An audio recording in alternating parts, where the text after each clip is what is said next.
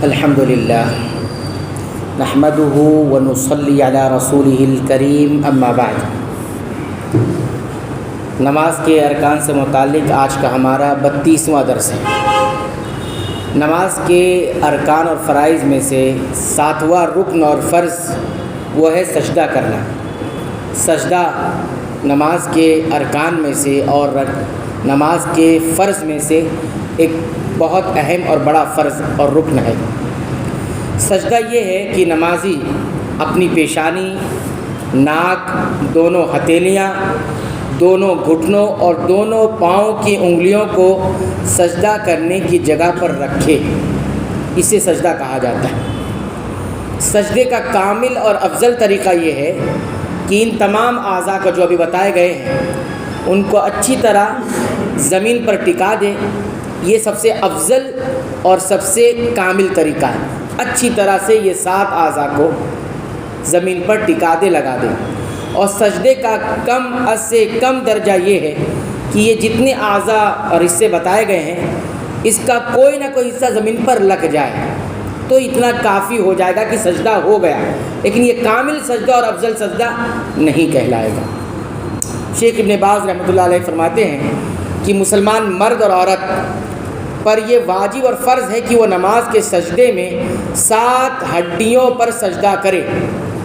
یہ فرض اور واجب ہے، اور مرد کے لیے بھی اور خواتین کے لیے بھی۔ اور وہ کون سے ہیں؟ نمبر 1 چہرہ، جس میں پیشانی اور ناک دونوں آتے ہیں۔ چہرہ رکھنے کا مطلب یہ ہوتا ہے پوری پیشانی آئے گی اور ناک بھی آئے گی جو زمین پر ٹچ ہوگی۔ 2 اور 3 دونوں ہتھیلیاں، دونوں ہتھیلیاں ہماری زمین پر مکمل ہونی چاہیے۔ ہتھیلیاں اس سے کو کہتے ہیں یہ حصہ زمین پر نہیں رہے گا، یہ 2 حصہ زمین پر رہے گا۔ 4 اور 5 دونوں گھٹنے، جو انسان کے گھٹنے ہوتے ہیں وہ مکمل زمین پر رہیں گے۔ گھٹنا وہ جو ہڈی ہوتی ہے اسے کہا جاتا ہے۔ اور 6 اور 7 جو ہڈیاں ہیں دونوں پاؤں کی انگلیاں، دونوں پاؤں کی ایسی انگلیاں جو ہوتی ہے وہ زمین پر لگے گی۔ اور کیسے لگے گی؟ ان کا جو اگلا حصہ ہے وہ قبلے کی جانب ہوگا۔ صرف کھڑا رکھنا کافی نہیں ہوگا بلکہ موڑ کر رکھیں گے، اور جو اگلا حصہ ہے انگلیوں کا سامنے والا حصہ وہ قبلے کی جانب رہے گا۔ ایسے بھی کر کے نہیں رکھ سکتے کہ اس کا اگلا حصہ پیچھے کی طرف جا رہا ہو۔ تو یہ 7 ہڈیوں پر سجدہ کرنا ہے۔ اس کی دلیل وہ حدیث ہے جو نبی کریم صلی اللہ علیہ وسلم ثابت ہے کہ آپ صلی اللہ علیہ وسلم نے خود فرمایا کہ مجھے حکم دیا گیا ہے کہ میں 7 ہڈیوں پر سجدہ کروں۔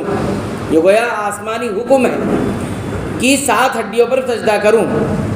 پیشانی پر، پیشانی کہہ کر آپ صلی اللہ علیہ وسلم نے اپنے ہاتھ سے ناک کی طرف اشارہ فرمایا، تو پیشانی اور ناک کی ہڈیوں کو ایک شمار کیا ہے۔ اس کے بعد آپ صلی اللہ علیہ وسلم نے فرمایا پیشانی پر اور دونوں ہتھیلیوں پر، دونوں گھٹنوں پر اور دونوں پاؤں کی انگلیوں پر۔ تو یہ حدیث ہے جس سے معلوم ہوا کہ سجدہ فرض ہے، رکن ہے، اور سجدہ کیسے کرنا ہے یہ بھی بتایا گیا۔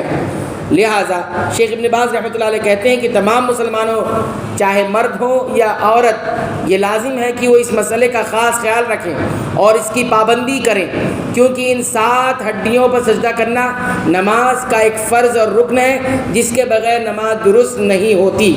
اس معاملے میں کسی قسم کی لاپرواہی جائز نہیں، بلکہ ہر نمازی مرد ہو یا عورت اس پر لازم ہے کہ فرض نماز ہو یا نفل نماز، ہر نماز میں ان 7 ہڈیوں پر سجدہ کرے۔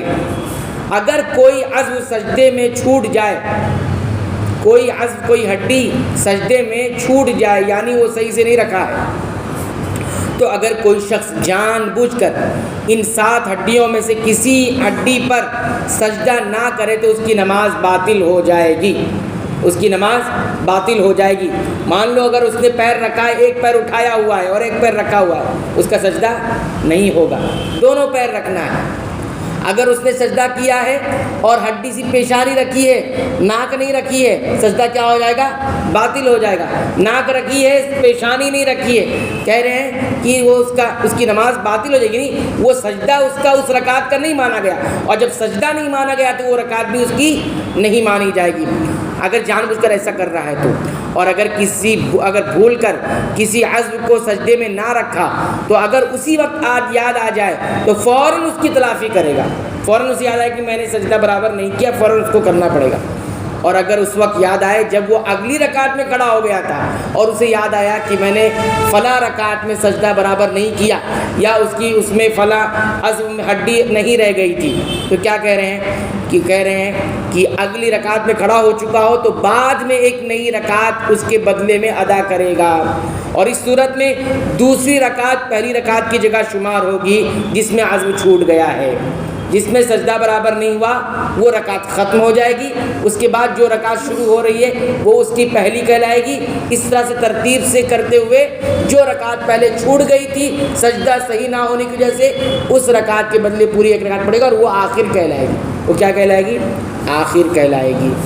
لہذا خلاصہ یہ ہے کہ ان 7 اعضاء پر سجدہ کرنا لازم ہے، نہ فرض میں چھوڑنا جائز ہے نہ نفل میں، اور ان میں سے کسی ایک ہڈی یا عضو کو بھی چھوڑنا درست نہیں ہے۔ تو نماز کا یہ 7واں رکن ہے سجدہ، اور اس کا کیا طریقہ ہے وہ بتا دیا گیا۔ ہم اور آپ کو چاہیے کہ اس بارے میں صحیح علم حاصل کریں اور اس میں کسی قسم کی کوتاہی اور سستی نہ کریں۔ اللہ تعالیٰ سے دعا ہے رب العالمین تو ہمیں سنت کے مطابق تمام عبادتوں کو انجام دینے کی توفیق عطا فرما۔ اے اللہ تو ہماری عبادتیں قبول فرما لے، اس میں ہونے والی لغزشوں کوتاہیوں کو معاف فرما۔ اے اللہ تو ہماری مغفرت فرما، ہمارے والدین کی مغفرت فرما، تمام مسلمانوں مومنوں اہل توحید کی مغفرت فرما، آمین۔